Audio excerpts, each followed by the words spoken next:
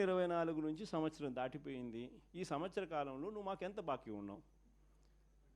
మా బాకీ ఉన్న మా డబ్బులు మాకు ఎప్పుడు ఇస్తున్నావు? ప్లస్ ఈ సంవత్సరం మాకు ఇవ్వాల్సినవి ఇవన్నీ కూడా ఉంటాయి. ఈ డబ్బులన్నీ కూడా మాకు ఎప్పుడు ఇస్తున్నావు? గత సంవత్సరం బాకీలు, ఈ సంవత్సరం మాకు ఇవ్వాల్సినవి ఇవన్నీ నువ్వు బాండ్ల ప్రకారం నువ్వు మాకు చెప్పినావు అని ఇవన్నీ కూడా గుర్తు చేస్తూ అప్పట్లో చంద్రబాబు నాయుడు చేసిన ఈ కార్యక్రమాలన్నీ చంద్రబాబు నాయుడు ఇవన్నీ విషయాలన్నీ కూడా చెబుతూ